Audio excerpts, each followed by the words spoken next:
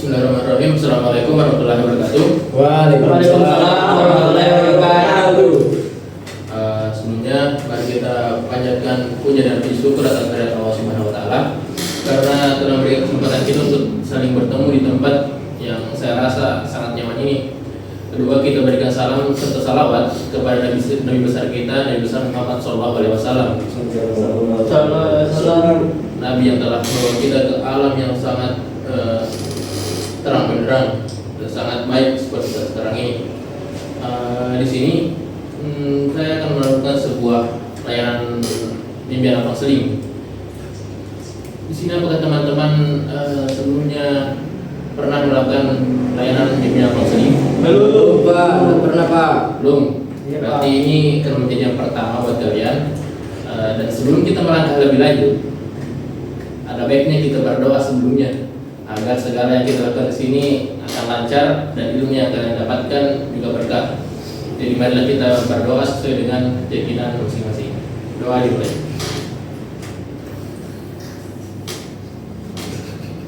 Amin. Amin. Selesai.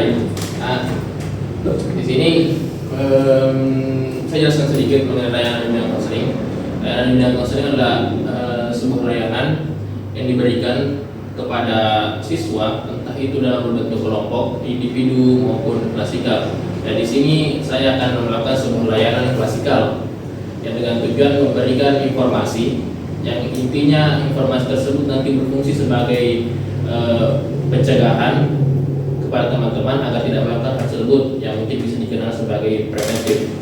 Nah, di sini layanan yang saya akan berikan yaitu temanya cyberbullying.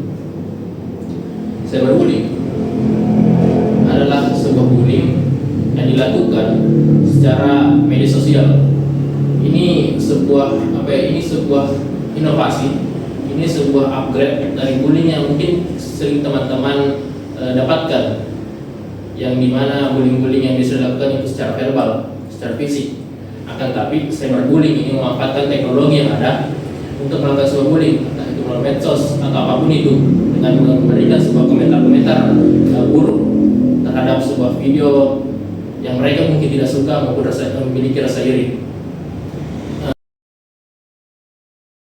Sebelumnya teman-teman, apakah ada yang pernah mengalami cyberbullying atau menjadi sebuah pelaku cyberbullying? Tidak Pak, tidak pernah ya Pak.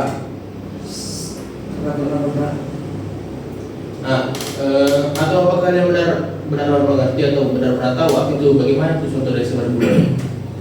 Saya tidak tahu Pak, dan saya rasa mungkin saya pernah melakukan, tapi mungkin saya tidak sadar karena saya juga tidak tahu apa itu. Saya tidak tahu lebih dalam lagi itu cyberbullying. Jadi mungkin dari Bapak bisa menjelaskan lebih dalam supaya saya bisa mengerti bahwasanya memang saya pernah melakukan ini dan saya harus lebih berhati-hati lagi dalam media sosial. Oke.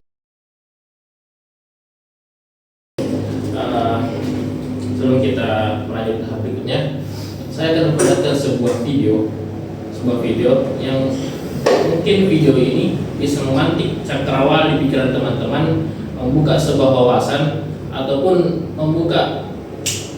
menambah wawasan baru mengenai cyberbullying. Jadi saya mohon pada teman-teman untuk memperhatikan.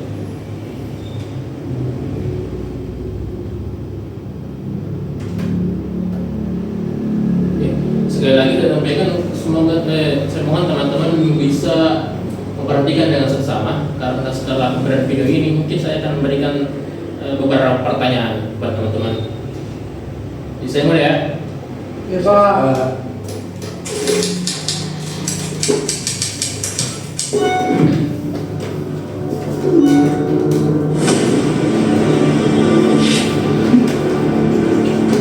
Udah hitam, jelek, hidup lagi. Model kayak lo ini yang motor-motorin bumi. Apa sekolah ini buta ya? Kok bisa diterima di sekolah ini? Dia lagi.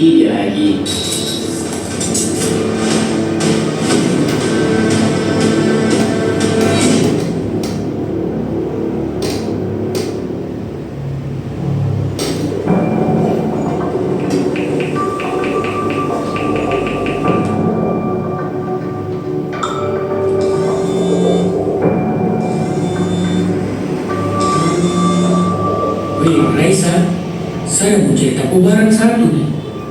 Wah, masa kemarin saya dapat teror tuh, saya dapat kirim pesan-pesan rasis. Serius, Fred? Masa hari gini masih ada yang suka ngebully gitu? Udah gak zamannya kali. Siapa memang yang ngebully kamu kali ini? Biasa tuh, lu pakai akun V. Bordek nomor juga saya kenal kan. Wah, kali ini gak bisa dibiarin, Fred. Gak boleh kamu terus-terusan jadi bulan-bulanan mereka. Saya takut ya, nanti saya kenapa-kenapa di sekolah lagi. Gak boleh kamu menjadi lemah terus, Fred. Kamu harus berontak. Lawan mereka yang membuli kamu. Bah, tapi mau bagaimana? Besok aku temenin kamu untuk ketemu Bu Wuri ya. Kita ceritakan kejadian yang sering kamu alami ini. Kenapa apa kan? Saya takut bully tidak bisa dipercaya lagi. Aku yakin Bu Wuri bisa menemukan solusi buat kamu. Biar kamu berhenti mengalami perundungan ini. Oh iya sudah, besok tolong temani saya. Pasti, Fred. Tetap semangat.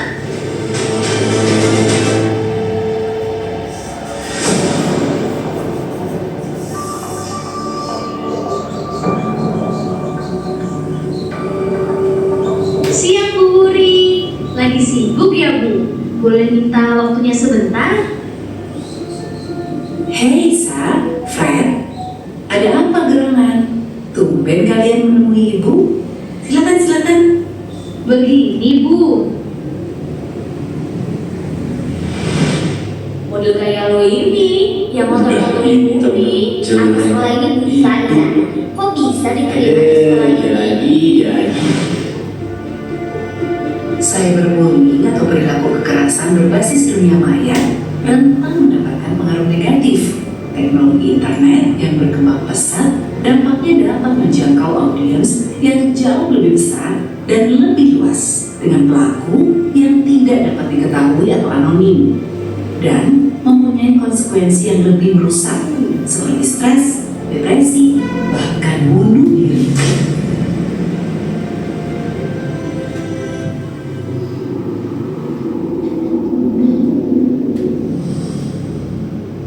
Gimana, Fred? Setelah kita melapor kemarin, ada perubahan nggak?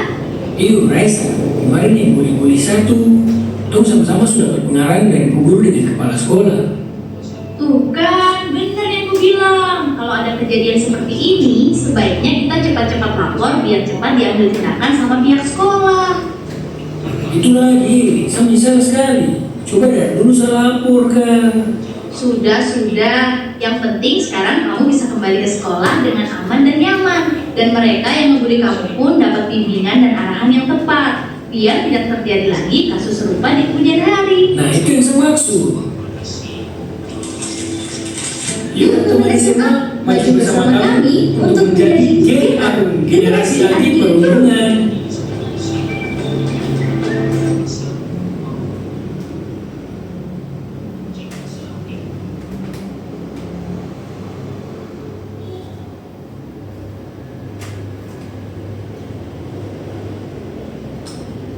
Ya, itulah tadi video singkat mengenai cyberbullying.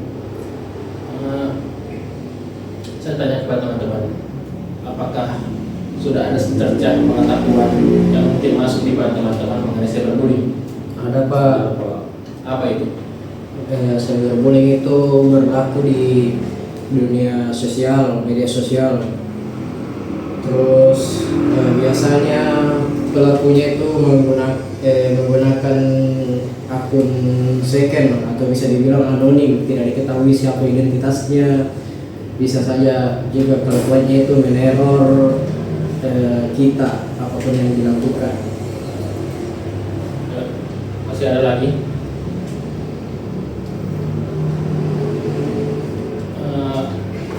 Jawaban yang diberikan sudah tepat. Cyberbullying adalah sebuah bullying yang memang diberikan melalui media sosial.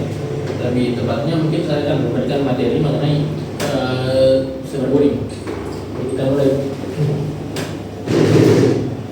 Bullying. Mungkin bullying sudah menjadi hal-hal yang sangat lumrah di kalangan masyarakat, bukan hanya di mahasiswa, bukan hanya di SMA, bahkan di lingkungan pertemanan, lingkungan pergaulan, bullying masih menjadi sesuatu yang marak. Di Indonesia, bullying masih menjadi salah satu perhatian yang seharusnya di atas oleh pemerintah, tetapi dari banyaknya alternatif yang diberikan seperti pergantian kurikulum, pergantian guru, masih belum bisa mengatasi yang namanya bullying. Bullying adalah suatu perilaku agresif yang dilakukan secara sengaja dan berulang oleh seorang atau kelompok terhadap individu lain yang dianggap lebih lemah atau berbeda. Tindakan ini bertujuan untuk menyakiti, mengintimidasi, atau mengendalikan korban. Bullying dapat terjadi dalam berbagai bentuk seperti fisik, verbal, dan sosial, dan psikologis. Jadi ini pengertian bullying secara normalnya yang mungkin kita tahu di kalangan di masyarakat sekarang. Selanjutnya, cyber. Cyber adalah istilah yang digunakan untuk menggambarkan segala sesuatu yang berhubungan dengan dunia digital internet. Cyber berasal dari bahasa Yunani, cybernetes, yang berarti pengendali atau pilot. Dari dalam konteks modern, cyber merujuk pada teknologi informasi dan komunikasi yang berbasis jaringan komputer.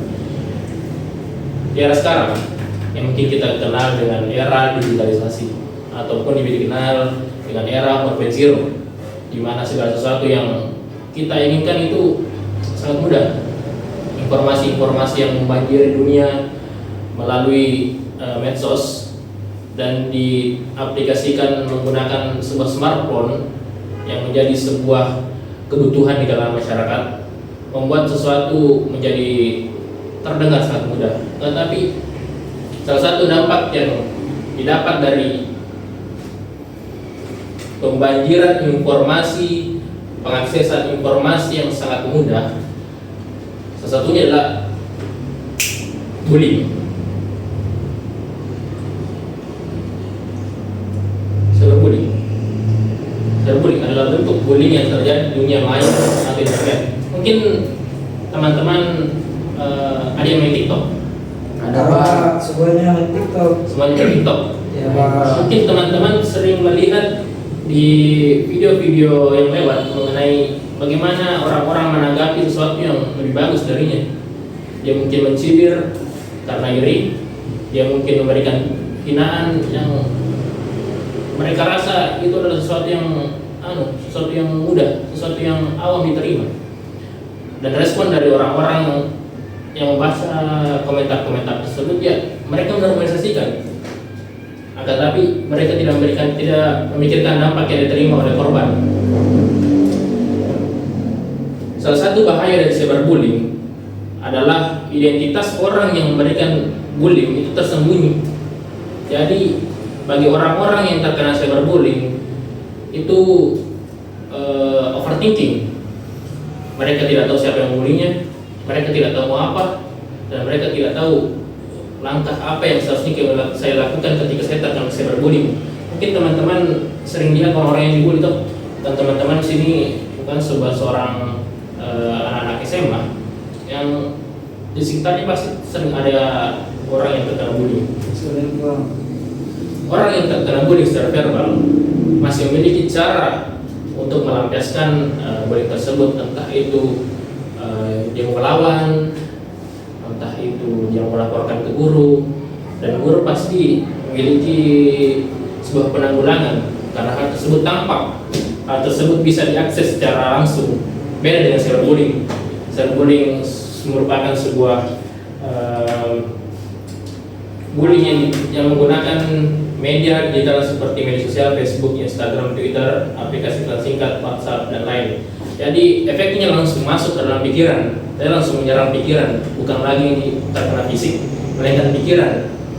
Dan pikiran ketika sudah rusak, ketika sudah terganggu, itu menurut saya sangat susah untuk diperbaiki. Harus ada penanganan yang tepat, entah itu dari komunitas maupun guru konselor.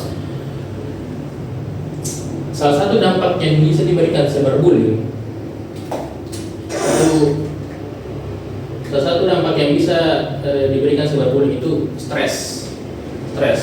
Kenapa stres?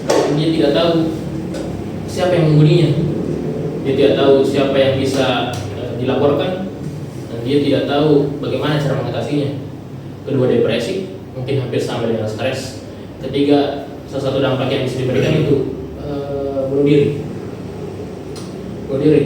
Bunuh diri merupakan sebuah peralihan atau pelarian yang dilakukan biasanya orang-orang ketika mereka merasa stres berlebihan. Mungkin bahkan bullying tradisional bisa langsung masuk ke dalam bunuh diri akibatnya kalau kita tidak menanggulanginya. Ini sama saja dengan dampak cyberbullying, tapi ini lebih berbahaya.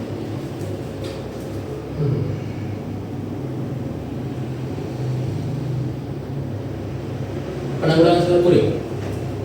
Di sini saya menemukan beberapa penanggulangan cyberbullying, yaitu penguatan sistem pelaporan dan perlindungan. Nah, kenapa sekarang di TikTok? Kenapa sekarang TikTok masih banyak yang melakukan yang namanya cyberbullying dan tanpa ada cara mengatasinya? Pertama, tidak ada cara untuk melaporkannya. Ketika dilaporkan dari pihak TikTok apa? Palingan blokir. Tapi apakah ada dampak langsung yang diberikan kepada korban? Tidak ada. Seperti rehabilitasi atau apa? Tidak ada. Itulah gunanya kenapa penguatan sistem pelaporan dan perlindungan itu sangat saya rekomendasikan untuk penanggulangan cyberbullying. Yang kedua, edukasi dan kesadaran. Salah satu alasan kenapa cyberbullying sangat marak terjadi karena tidak adanya pengetahuan, tidak adanya kesadaran dari orang individu yang melakukan hal tersebut. Mereka rasa cyberbullying itu adalah hal yang umum.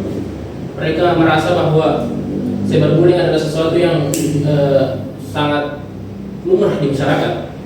Itulah gunanya pentingnya edukasi dan kesadaran. Di sini yang berperan penting itu guru-guru, karena rata-rata yang melakukan cyberbullying itu anak-anak sekolah yang merasa iri terhadap temannya maupun sebuah konten kreator yang mereka rasa tidak suka dan mereka langsung melemparkan cibiran yang berupa komentar-komentar negatif. Nah, itu merupakan salah satu contoh cyberbullying. 3. Dukungan psikologis untuk korban. Teman-teman tadi perhatikan sebuah video. Di video, orang tersebut memiliki sebuah teman perempuan, di mana teman perempuan itu menjadi teman curhat, di mana teman perempuan itu membantu teman yang terkena cyberbullying itu untuk melapor ke gurunya. Nah, itulah contoh dukungan psikologis untuk korban. Di pihak sekolah sendiri, salah satu guru yang berperan untuk menjadi ini dukungan psikologis untuk korban itu namanya guru BK, guru bimbingan konseling. Di BK dipelajari mengenai penanganan tentang cyberbullying, apalagi berkaitan dengan psikologis yang langsung menyerang pikiran. Dan yang terakhir itu peran orang tua. Kenapa saya menempatkan peran orang tua? Karena salah satu dampak dari penggunaan media sosial yang terlalu berlebihan pada saat sekarang itu tidak adanya larangan, tidak adanya tanggulangan dari orang tua. Orang tua cuma melakukan sebuah pengalihan emosi yang biasanya ada itu anak-anak yang ketika marah dia orang tua memberikan handphone, dan handphone tersebut memberikan sebuah kesenangan tersendiri untuk anak-anak. Orang tua yang merupakan perannya, para orang tua itu mengedukasi anaknya sebaik mungkin. Akan tetapi pada zaman sekarang di mana digital sangat berkembang, penggunaan smartphone yang teman-teman pegang sekarang sangat marah. Salah satu dampaknya ya seperti itu. Anak-anak yang seharusnya belum dianjurkan menggunakan handphone diberikan handphone, dan mereka tidak tahu bagaimana caranya beretika dalam media sosial. Teman-teman anak-anak tersebut tidak tahu yang mana yang buruk, yang mana yang baik. Dan itulah salah satu dampaknya ya banyak melakukan cyberbullying saat sekarang. Jadi ini 4 adalah penanggulangan yang sangat saya rekomendasikan untuk menanggulangi sebuah cyberbullying. Ini Nah, itu tadi materi mengenai cyberbullying. Sini teman-teman mungkin sudah melakukan atau sudah mendapatkan ilmu mengenai cyberbullying. Untuk lebih membuka cakrawala teman-teman, apakah ada yang bertanya mengenai materi cyberbullying? Saya Pak, Ya, silakan. saya mungkin tidak bertanya tapi lebih ke arah berpendapat, dimana dari penjelasan Bapak tadi saya sudah mendapatkan wawasan baru tentang cyberbullying. Dan memang cyberbullying itu terjadi di media sosial. Dan berbicara soal cyberbullying yang biasanya terjadi di media sosial itu, sekarang kalau kita perhatikan dari media-media sosial, cara itu sebenarnya sudah membuat sesuatu bagaimana supaya mengatasi yang namanya cyberbullying di media sosial. Ya. Sama seperti yang disebutkan tadi oleh Bapak, yaitu dengan memblokir lah, dengan membatasi. Tapi saya rasa dengan seperti itu saja itu masih kurang. Karena kenapa saya bisa katakan seperti itu? Karena sekarang dengan adanya cara-cara dari TikTok lah ini untuk memblokir dan membatasi itu tidak, nampaknya itu tidak mengurangi. Tapi sekarang kita lihat dari media-media sosial, itu tidak mengurangi tapi tambah melonjak. Berarti saya di sini dapat menyimpulkan bahwasanya apa-apa yang telah dilakukan oleh media sosial dengan cara memblokir dan mengatasi itu belum efektif untuk para pelaku cyberbullying. Nah, dari sini juga mungkin saya mau juga berpendapat bahwasanya untuk mengatasi hal-hal seperti ini pentingnya peran orang tua dan guru, karena dari cyberbullying ini kita tidak tahu siapa pelakunya, ya kan? Karena jadi untuk mengatasi hal tersebut, walaupun orang tua kita tidak mengetahui anak-anaknya bahwasanya dia adalah seorang pelaku, alangkah baiknya orang tua dan guru itu melakukan aktivitas menyuruh kepada anak-anak yang melakukan dan tidak melakukan agar bisa mengatasi yang namanya cyberbullying. Karena berbicara soal cyberbullying ini yang telah Bapak jelaskan tadi dengan baik dan memberikan masukan kepada saya, dengan peran orang tua yang efektif begini, saya rasa cyberbullying bisa kita atasi. Dan mungkin juga saya juga ingin berpendapat bahwasanya dari beberapa penanggulangan yang telah Bapak sebutkan tadi, mungkin saya ingin memberikan penanggulangan baru, yaitu mungkin lebih bagusnya cyberbullying ini kita kaitkan dengan agama. Karena dalam ajaran-ajaran agama itu saya rasa bisa membuka hati, pikiran bagi anak-anak, karena dalam agama, terutama agama Islam, karena berbicara soal cyberbullying ini, sebenarnya cyberbullying itu melontarkan kata-kata yang tidak baik.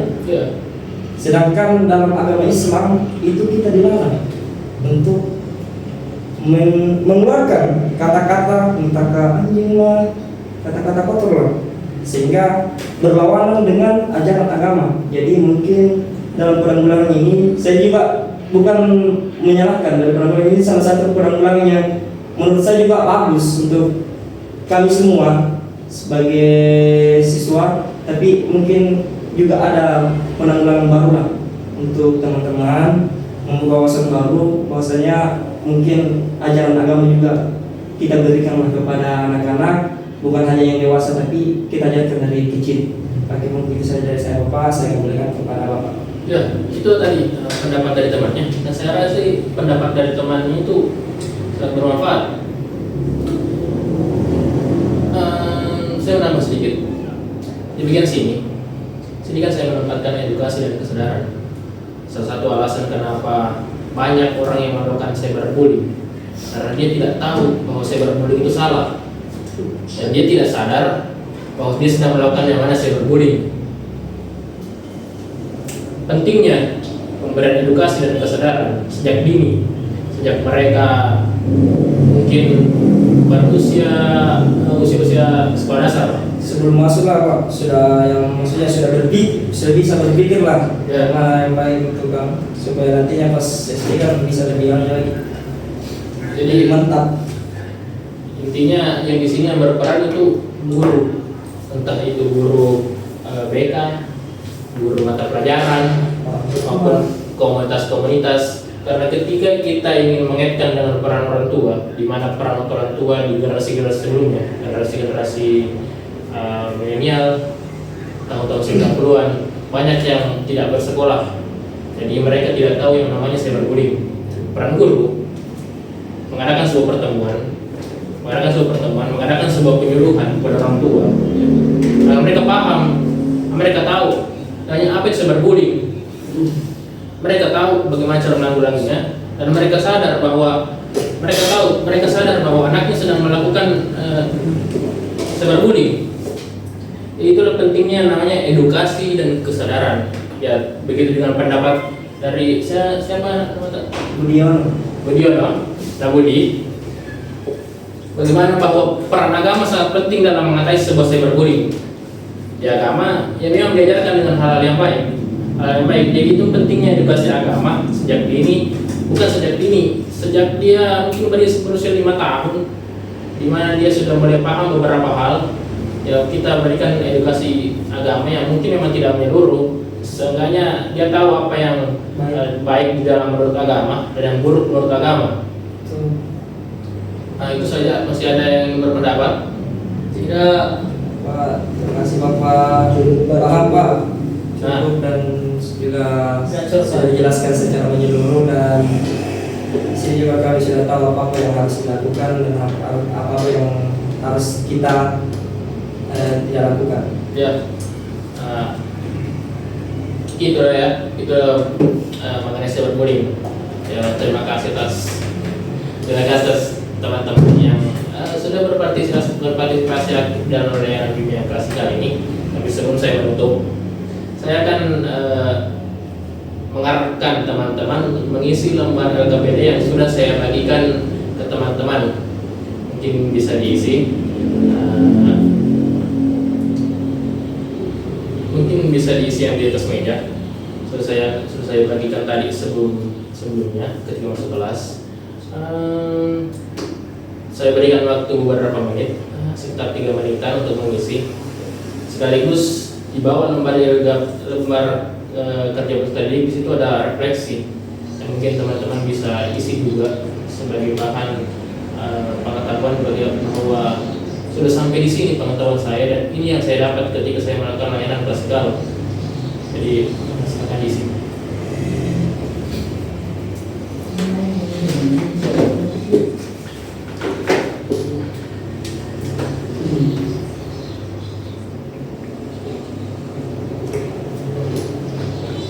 Jadi pengisiannya berakhir di 22.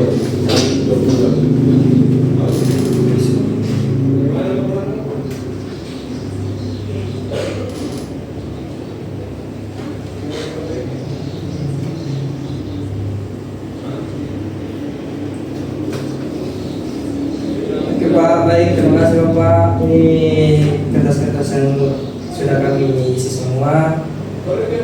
Apakah saya kembalikan ke Bapak atau saya simpan saja di hadapan saya Pak? Ya, simpan saja di depannya, sebentar saya kumpulkan. Dan mungkin diserahkan saja satu orang, nanti satu orang tersebut yang akan mengumpulkan ke saya.